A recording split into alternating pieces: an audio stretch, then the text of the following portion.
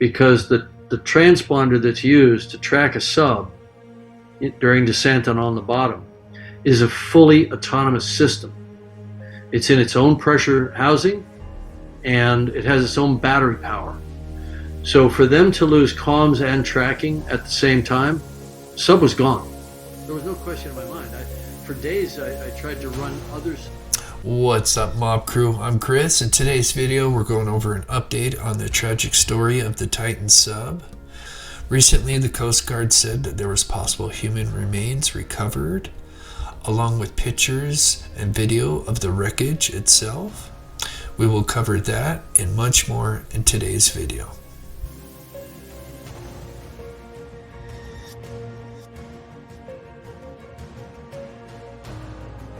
Welcome back to the channel, everybody, where we cover murder, mystery to the missing.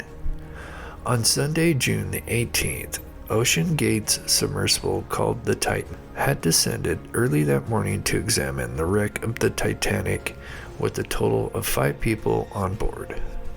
The submersible Titan has a mothership called the Polar Prince, which they keep in contact with each other via text communication. But after 1 hour and 45 minutes into its descent, they lost communication. It wouldn't be until 4 days later that the public learned that something terrible had happened to the sub and its passengers. We now have since learned that shortly after losing comms with the Titan sub, there was a large boom captured by the Navy and other ships, which was the sound of the Titan sub imploding, which sadly killed all passengers on board. But before the Titan sub lost communication with the mothership, apparently the sub was having problems, and they actually dropped their weights, called ballast, to allow them to ascend back to the surface. Sadly, as they were trying to ascend back to the surface, some kind of catastrophic event occurred. So after learning that this was now a recovery mission, they used the Canadian vessel Horizon Arctic, which had an ROV called the Odysseus 6K, to help find the wreckage, which was located approximately 1,600 feet from the bow of the Titanic ship.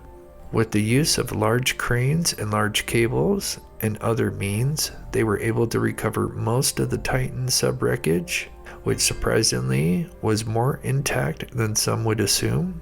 Here is video footage of the recovered items and where they were located on the ship. The first thing we see being brought out is the titanium nose end cap that has the only viewport, which was made out of acrylic.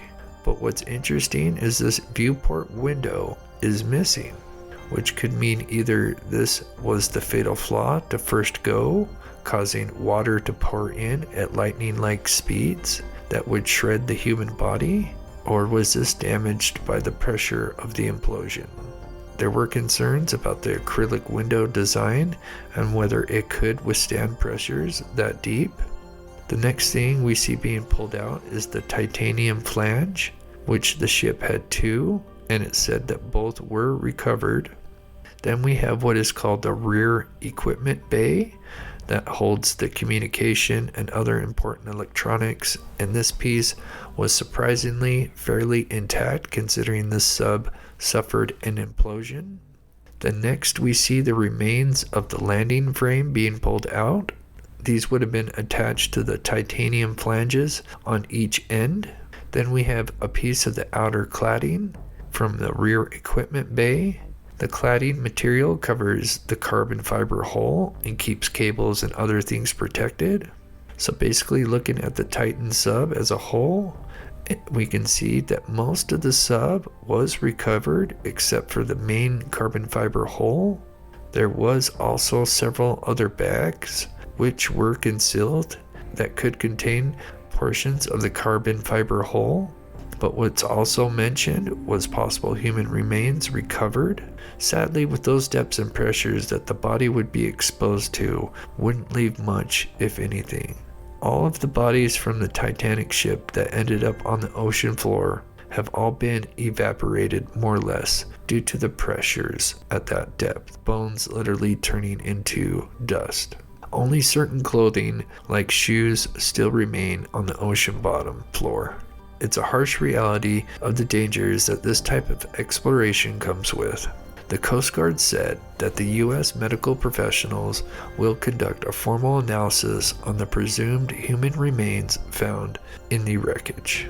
So now that the recovery stage is done, the investigation into OceanGate and the Titan sub have been underway, with many coming forward to express that they had concerns years ago on how this sub was built and managed. A full investigation will take place, including interviews with the crew of the Polar Prince, audio recordings taken from that day, examining the wreckage to find the cause of the catastrophic event, and much more. Hopefully this tragedy will be turned into something positive with new laws and regulations that will be put into place, preventing another tragedy like this to occur. As always, please share your thoughts in the comments below. If you enjoyed today's video, please hit that like button and subscribe if you're new to the channel. We upload 4 to 5 times a week. There are many great ways to support this channel by becoming a member on YouTube or supporting my Patreon page. And thank you so much for watching.